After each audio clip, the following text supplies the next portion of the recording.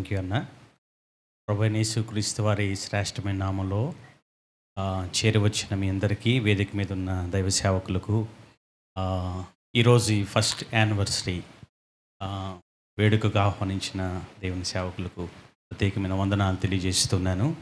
నేను ఎక్కువ సమయం తీసుకోను. ఒక మాట తల్లిగారు సాక్ష్యం చెప్తా ఉంటే నాకు అనిపించింది, ఈ ప్రాంతంలో అలా కన్నీటిలో ఉన్న వాళ్ళు చాలామంది ఉన్నారు.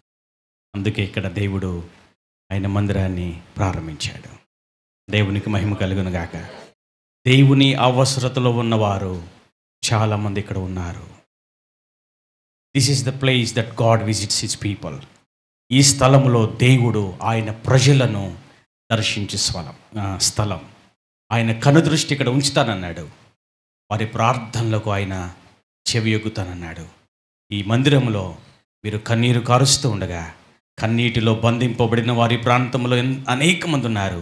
వారందరూ మీ కన్నీటి ప్రవాహంలో ప్రభు సన్నిధికి కొట్టుకొని రావాలి. ఆమేనని చెప్తారా?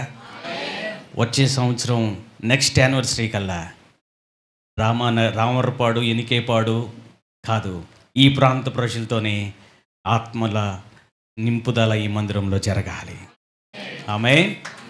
దేవుడు తన సేవకుడిని ప్రేరేపించి ఇక్కడికి నడిపించడానికి దేవుని యొక్క ఉన్నతమైన ఉద్దేశం ఉంది. ఒక్క మాట చెప్పి ముగిస్తా. విశ్వాసులకి మనము చాలా సంతోషపడుతున్నాం, మనకు నిజమైన దేవుడు దొరికాడని. ఆ దేవుడు దొరకని వారు ఈ ప్రాంతంలో చాలామంది ఉన్నారు.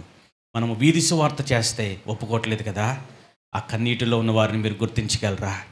వారి ఎదుకు మీరు వ్యక్తిగతంగా వెళ్ళగలరా? వారికి క్రీస్తు సువార్త ప్రకటించగలరా? వారిని క్రీస్తు యొద్దకు నడిపించగలరా? ఈ భారం సంఘమైన మన మీదే ఉంది కనుక ఈ భారాన్ని మీరు అర్థం చేసుకొని మీరు కూడా పరిచర్యలో పాలుపొంపులు పంచుకోండి.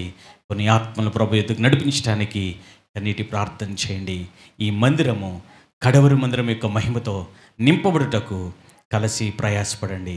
ప్రభు ఈ మందిరాన్ని ఇంకను రానున్న సంవత్సరాలలో ఈ ప్రాంతం అంతటికీ ఆశీర్వాదకరంగా ఒక వాచ్ టవర్గా ప్రభు దీవించునుగాక. Thank you so much.